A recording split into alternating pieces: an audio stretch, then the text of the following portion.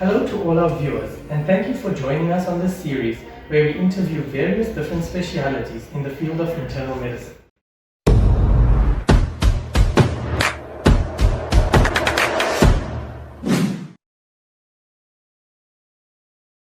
Today we have the pleasure of speaking to Dr.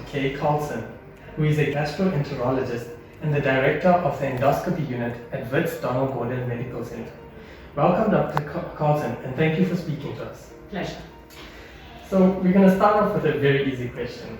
What is a gastroenterologist? Okay, so a gastroenterologist is a doctor who has an interest and works basically inside the abdominal cavity, really. It can include anything within the stomach, including the liver. We don't generally deal with kidneys, okay, but anything related to your gastrointestinal tract. Okay, and as you said, you have to have an interest for it. So what specifically drew you to this specialty? So there are a few things. Firstly, I like to do things, I don't like to sit. So I used to enjoy surgery, but I think surgery is very difficult for a woman to do if they want to have a family, because it can be quite difficult to do all the on-calls. But I enjoyed doing procedures, and in fact I'm originally from the UK, and I finished my MRCP, which is your British exams, whilst I was working in a gastro unit. So I was able to learn to do scopes, and I was able to learn to do things, and I enjoyed it. So you mentioned that you're from the UK, so this answer might be a bit different for the general South African population. But tell us your route of becoming a gastroenterologist from medical school to where you are today. Yeah, so in the UK it is different because there you do your speciality training along with your physician training, whereas in South Africa you complete your physician training and then you do your subspecialty. So I kind of did a little bit of both.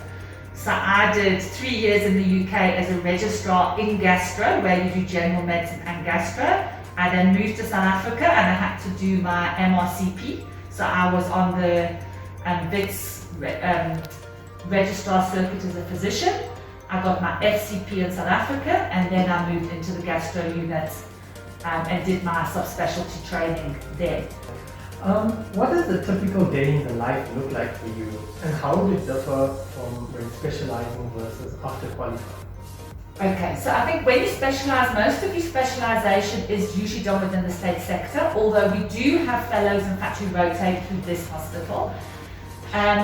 And I think your days are obviously longer, you do your on-calls, you deal with the emergencies, whereas one of the things as time's gone on, I've directed my practice, because I'm now in private practice, to a less urgent kind of patient, and that's really because I have children and I have a husband who's also a surgeon, so someone needs to be at home. And that's a personal choice. Not everybody would do that, so you will still get gastros who take the acutely sick patients, who take the acute bleeders, but I'm lucky that I work with colleagues who are happy to take those, and then I deal with the sort of less acute things generally.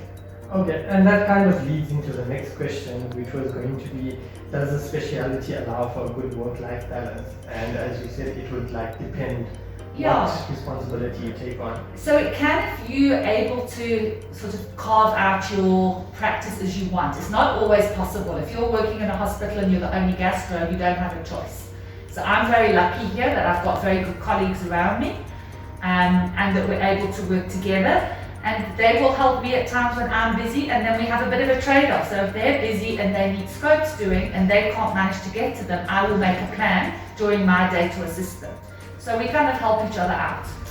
Okay, and rather than in South Africa, in your consulting rooms, what are the main presentations that you see? Is it mainly autoimmune conditions, or is it more mass-related or infective? So it's actually a big spectrum. So probably the biggest thing I actually see is in fact irritable bowel syndrome, okay, which is a condition where people get symptoms, but if we go and investigate, we really don't find anything.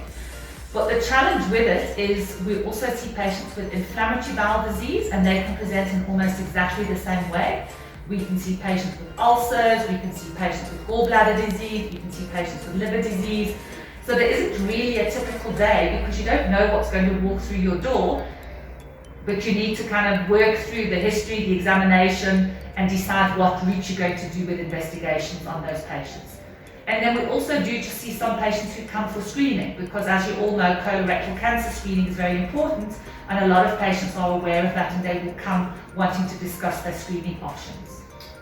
Okay, and then how often do you refer your patients to surgery? And what I mean by that is, do you prefer conservative treatment and watch and wait, or is it just really a case-by-case basis? Yeah, so it depends on the cases, and it depends what you happen to see. So there are many things that can be managed medically, but obviously there are certain things that can't.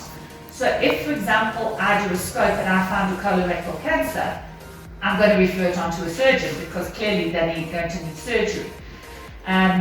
If they have reflux disease, many of those patients will be managed medically and won't need surgery, but there are a small subset that will. So it's all about referring appropriately. And it can vary. You can go through weeks without referring anyone, and then you can go to a week where you need to refer a number of patients. So it really depends what they present with. Okay, so it's just a case by case basis. Yeah. So in this really fast forwarding technological world, how do you stay abreast of the latest developments in gastroenterology? So it can be difficult. So you need to find the time to read, which can be challenging. Particularly with COVID, there's been a lot of webinars, so we get a lot of international webinars. And in fact, when COVID, the waves were big, it was actually fun because you had all the time to watch them. The challenge now is that every time the wave goes down, we get busy, and then they're not at a time that's suitable to your practice. We also run our own in-house CPD program, which I in fact run.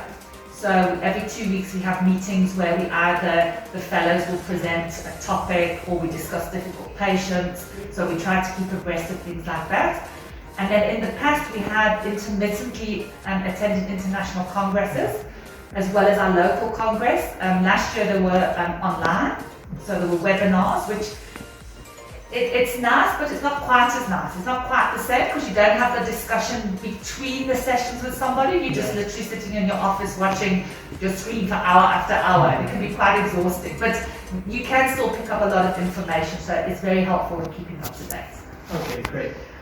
Do you have any specific research or clinical interests in the field? So I have a particular interest in inflammatory bowel disease, and then in the last few years we did some research into FMT, fecal microbiota transplantation. But as a private practitioner, it's very difficult because you don't get time. You're not paid for the time to do the research. It's really all, off your own back and outside your normal working hours. So it is quite difficult to do specific research. And then just finally, what is a common misconception, if any, that other clinicians have about gastroenterology? They think it's easy and they know everything. You know what, it can be difficult because you can have, people will come and they've got this pain in their tummy and they think that by giving you the history, you know exactly what's going on. And lots of things can give you exactly the same pain. So it can be incredibly difficult. And then irritable bowel syndrome, where we find nothing, can also give you the same pain. And patients struggle to understand that you're not saying they haven't got it, you're not saying it's in the head, that they do actually have the pain, but you can't find a specific cause that has a single specific treatment. And I'd love to have a crystal ball because that would make my life so much easier. Well, thank you so much for your time. That brings us to the end of the interview. Thank you so much, Dr. Karlsson, for your time and sharing your knowledge on gastroenterology. This was very informative, and I'm sure it will be beneficial to many people who watch this video. Thank you. Thank you.